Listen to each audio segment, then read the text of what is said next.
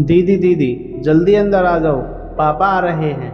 दिव्या और नेहा दोनों जो घर के बाहर गार्डन में बैठकर गोलगप्पे खा रही थी, दौड़ी दौड़ी घर के अंदर आ जाती हैं। दरअसल तिवारी जी का खौफ इतना था, घर में एक सुई भी गिरती तो उसकी भी आवाज़ आती। तिवारी जी के गाड़ी लगाते ही घर में एकदम सन्नाटा हो जाता था। हाथ मुंह धोकर बैठे और उतने में रश्मि जी उनके लिए चाय लेकर आ गई। चाय पीते पीते बोले, कल दिव्या को लड़के वाले देखने आने वाले हैं, सही समय पर तैयार होने के लिए कह देना। रश्मि जी ने कहा, पर एक बार उससे तो पूछ लेते, क्या वह भी राजी है शादी के लिए? घर में दो दो जवान लड़कियां बैठी हैं शादी के लिए, और तुम अच्छे खासे में ना कहकर अपशगुन मत फैलाओ। मैं अपनी बेटियों का दुश्मन नहीं हूँ, मैं उनका भला ही चाहता हूँ, बाप हूँ मैं उनका। तिवारी जी के दो बेटियां थीं, दिव्या और नेहा। दिव्या नेहा से 3 साल बड़ी थी। घर के सभी फैसले तिवारी जी ही लेते थे, फिर चाहे बेटियों की पढ़ाई हो, उनकी पसंद, उनकी नापसंद, या पढ़ाई होने पर नौकरी करनी है या नहीं। उनका मानना था कि सिर्फ लड़कियों की पढ़ाई को देखकर ही उनके लिए अच्छे रिश्ते आएंगे, और हुआ भी वैसा ही। दिव्या को देखने के लिए एक अमीर परिवार का काफ़ी पढ़ा लिखा लड़का आने वाला था, जिसका नाम आयुष था। दूसरे दिन लड़के वाले दिव्या को देखने घर आ जाते हैं। रश्मि सभी के लिए चाय नाश्ते का इंतजाम करती है। थोड़ी देर बाद तिवारी जी रश्मि से दिव्या को बुलाने के लिए कहते हैं। दिव्या आज गुलाबी साड़ी में बहुत ही सुंदर लग रही थी। आयुष ने जैसे ही दिव्या को देखा, उसे वह पसंद आ गई और दोनों की शादी तय हो गई। तिवारी जी ने भी किसी की भी राय ना लेते हुए शादी के लिए हाँ कह दिया, पर यह बात रश्मि जी को बिल्कुल भी पसंद नहीं आई। पर करती भी तो क्या? तिवारी जी ने कब किसकी सुनी थी जो आज वह किसी की सुनेंगे। सब कुछ ठीक से निपट जाने के बाद जब वे बैठे तो कहने लगे, रश्मि, आराम करके काम नहीं चलेगा, अब हमें शादी की तैयारियों में लग जाना चाहिए। 4-5 दिन बाद लड़के के पापा ने फ़ोन किया और कहने लगे कि शादी अगले हफ्ते ही हो जानी चाहिए, नहीं तो उसके बाद मुहूर्त नहीं है।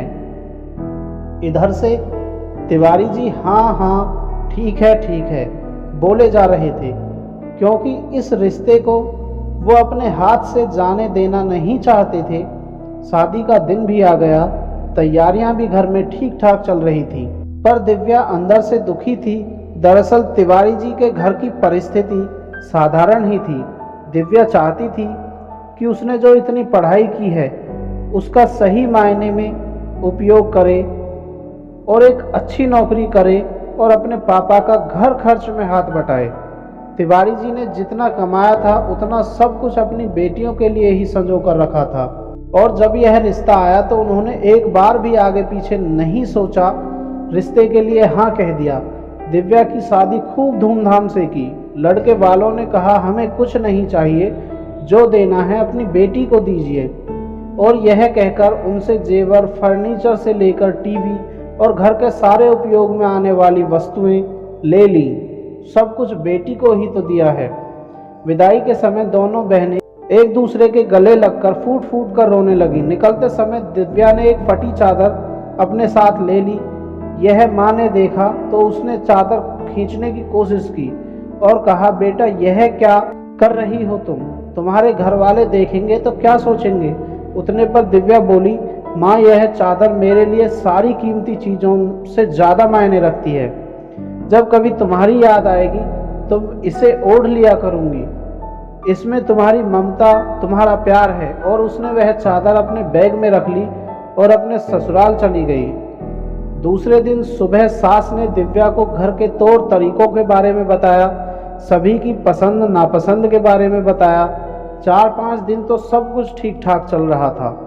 उसके बाद एक दिन कामवाली से कहा, कल से मत आना तुम, काम ही कितना होता है घर में, और अब तो बहू भी आ गई है और उसे उसके मायके में काम करने की आदत तो है ही, इसलिए तुम कल से मत आना। अब दिव्या की सुबह 4:30 हो जाती थी। नहा धोकर नाश्ते की तैयारी, पति का टिफिन, दोपहर का खाना, कपड़े, झाड़ू पोंछा सब कुछ अकेले ही करना पड़ता। और उस पर सास की रोज नई फरमाइश, कभी यह बना तो कभी वह बना। एक दिन वह अपने पति से बोली, एक बात कहूँ, क्या मैं नौकरी कर सकती हूँ? उस पर उसने कहा, तुम्हें क्या ज़रूरत है नौकरी करने की? 2 टाइम का तो खाना मिल ही रहा है ना, और क्या चाहिए तुम्हें? तुम नौकरी करके क्या करोगी? मेरे माँ बाप का ध्यान रखो, उनकी सेवा करो, बस यही काफ़ी है। और वह फिर चला गया। दिव्या को बहुत बुरा लगा। उसका आज मन नहीं लग रहा था, इसलिए उसने अपनी माँ और बहन को फ़ोन लगाया और उनसे जी भर के बातें की। तब कहीं जाकर उसे अच्छा महसूस हुआ। शाम को दिव्या किचन में सभी के लिए चाय बना रही थी।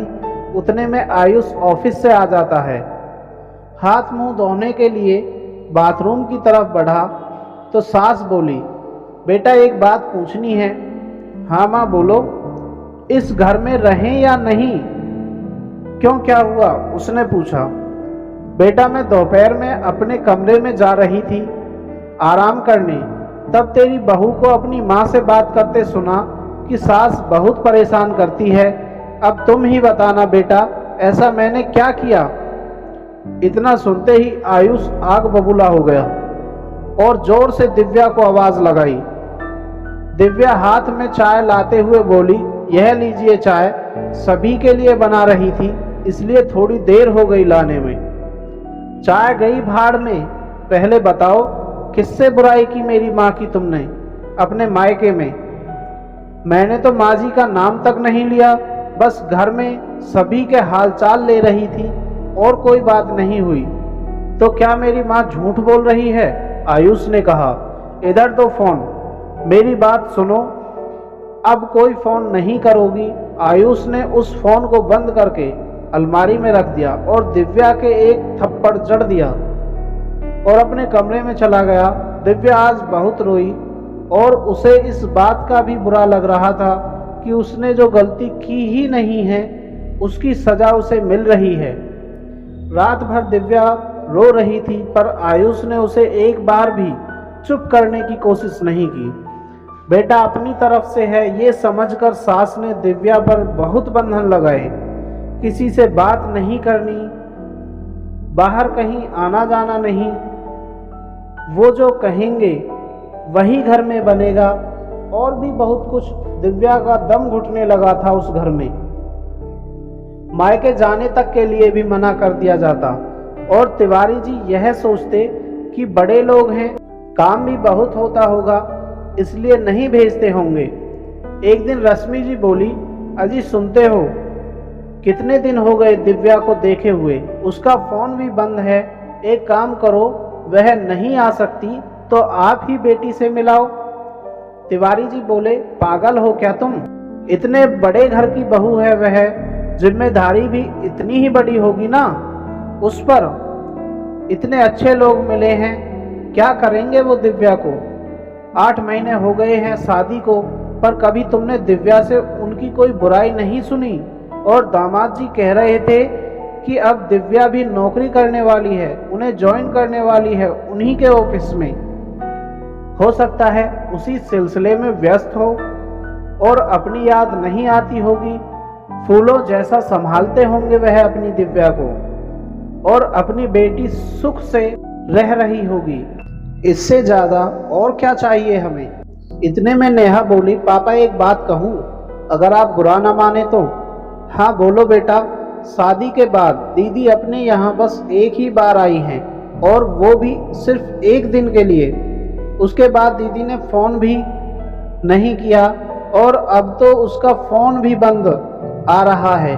जीजा जी को फ़ोन लगाती हूँ तो कहते हैं कि घर जाकर दिव्या से बात करा दूंगा, पर वो भी नहीं कराते, और अब उन्होंने तो फ़ोन उठाना ही बंद कर दिया है।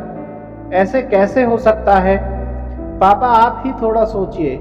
यह सब सुनकर तिवारी जी को भी थोड़ी चिंता लगने लगी, पर उन्होंने दिखाया नहीं। अच्छा बाबा, तुम दोनों इतना कहती हो तो कल दिव्या के घर चला ही जाता हूँ। दूसरे दिन तिवारी जी अपनी बेटी के घर पहुंचे। हॉल में सास टीवी देख रही थी। नमस्कार जी, क्या मैं अंदर आ सकता हूं? अरे आप ऐसे कैसे बिना बताए ही आ गए? एक फ़ोन तो किया होता, दिव्या की सास बोली। दरअसल बड़े दिनों से दिव्या की याद आ रही थी, उसकी माँ भी कह रही थी, सो आ गया मिलने। दिव्या कहाँ है? नजर नहीं आ रही, तिवारी जी ने पूछा। उतने पर सास बोली, वो दिव्या ने ऑफिस ज्वाइन किया है ना, तो दोनों शाम को ही एक साथ घर आते हैं। ठीक है, फिर चलता हूँ। और दिव्या के पापा लौट गए। दिव्या की सास ने उन्हें पानी तक नहीं पूछा। घर आने पर बोले, तुम दोनों बेकार में ही इतनी चिंताएं किए जा रही थी। वह अब ऑफिस जाने लगी है, इसलिए उसे समय नहीं मिल रहा फोन करने का। पर सच तो यह था कि दिव्या बुखार में तप रही थी और सो गई थी। उसे तो खबर ही नहीं थी कि उसके पापा आए हुए हैं। फिर कैसी है वह? कमजोर तो नहीं हुई ना? कैसी दिख रही थी? डरकर तो बात नहीं कर रही थी। खुश तो है ना वो? रश्मि जी ने पूछा। तुम्हें क्या लगता है मुझे मेरी बेटियों की चिंता नहीं? अपनी जान से भी ज्यादा प्यार करता हूं मैं इनसे। मेरे कलेजे का टुकड़ा है ये दोनों। यह सुनकर नेहा की आंखों में आंसू आ गए और वह अपने पापा से लिपट गई। 2 दिन हो गए हैं आपको वहां से आए हुए, और दिव्या ने भी अभी तक फोन नहीं किया। वह ऐसा नहीं कर सकती, कोई तो बात है। अब मुझसे रहा नहीं जा रहा। आप मेरे साथ चलोगे या मैं अकेली ही जाऊं? पता नहीं क्यों बड़ी बेचैनी महसूस हो रही है। और तीनों दिव्या के घर पहुंच गए। घर के सामने लोगों की भीड़ जमा थी। तीनों यह देखकर डर गए। अंदर गए तो जो देखा उस पर विश्वास नहीं हो रहा था। दिव्या जमीन पर चादर में लिपटी पड़ी थी। तिवारी जी ने उसे उठाने की बहुत कोशिश की, पर वह उठी नहीं। माँ जोर जोर से रोने लगी और उसे अपनी छाती से लिपटा लिया। तभी नेहा ने उसके हाथ में एक चिट्ठी देखी। वह चिट्ठी उसने उठाई और पढ़ने लगी। पापा, बहुत याद आ रही है मुझे आप सबकी। मैं बहुत बीमार हूँ पापा, प्लीज़ मुझे लेने आ जाओ। मेरी इसी घर में शादी हो, इसलिए आपने अपनी हैसियत ना होते हुए भी लोगों से उधार लेकर इतना सब कुछ दिया है। आपको लगा कि मैं बहुत खुश हूँ, पर ऐसा कुछ भी नहीं है। पापा, मेरे साथ यहाँ रोज़ मारपीट होती है। काम करने के बावजूद भी मेरी यहाँ कोई कीमत नहीं है। मेरा शारीरिक और मानसिक रूप से छल होता है। मैं यहाँ सिर्फ एक नौकरानी हूँ और कुछ नहीं। मुझे यहाँ कोई भी नहीं पूछता कि तुमने खाना खाया या नहीं, तुम्हें कुछ चाहिए या नहीं। मेरे मन को क्या महसूस होता है, इससे यहाँ किसी को कुछ लेना देना नहीं है। मुझे खाना तक नहीं देते हैं ये लोग। मेरा पति भी मेरी कोई कीमत नहीं समझता है। रोज लड़ते हैं मुझसे और कहते हैं कि कोई ज़रूरत नहीं यहाँ रहने की।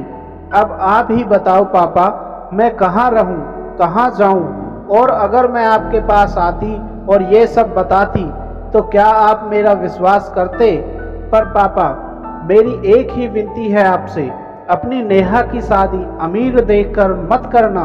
बड़ा घर, महंगी गाड़ी, चीज जेवर, ये सब बेजान वस्तुएं हैं। देखना तो बस लड़का जिसमें इंसानियत हो, और चाहे गरीब क्यों ना हो पर दिल से अमीर हो। मुझे नहीं पता कि जब तक आपको यह चिट्ठी मिलेगी मैं जिंदा रहूंगी भी या नहीं। तुम्हारी दिव्या। यह बात सुनकर तिवारी जी ने आयुष का कॉलर पकड़ लिया और कहा, तुम जैसे हैवान से मैंने अपनी फूल सी बच्ची की शादी करके बहुत बड़ी गलती कर दी। नाजों से पाला था मैंने अपनी बच्ची को, नहीं संभालना था तो कह देते, और दिव्या को भारी मन से वहां से ले जाकर उसका अंतिम संस्कार किया। आयुष और उसके माँ बाप को आजीवन कारावास की सजा हुई। साथियों, आज भी अपने समाज में ऐसी कई लड़कियां हैं जिन्हें खुलकर बोलने का हक नहीं है, चाहे ससुराल हो या मायका। कई जगह पिता के तिवारी जी जैसे व्यवहार के कारण लड़की कुछ बोल नहीं पाती, पर शादी के समय एक बार तो लड़की से पूछना ही चाहिए कि उसकी क्या राय है। आज के ज़माने में लड़कियों को पढ़ा लिखा होना और साथ ही साथ अपने पैरों पर खड़ा होना या यूं कहें कि आत्मनिर्भर होना बहुत ज़रूरी है, ताकि अगर उसे दिव्या जैसा ससुराल मिले तो वह इसका सामना डटकर करे और ज़िंदगी में आगे बढ़ जाए, बजाय इसके कि वह घुट घुट कर दिव्या जैसा कदम उठाए। दोस्तों, उम्मीद करते हैं आपको ये कहानी पसंद आई होगी। अगर आपको ये कहानी पसंद आई है तो इसे लाइक करें और शेयर करें, और अगर आप चैनल पर नए हैं तो चैनल को सब्सक्राइब ज़रूर करें।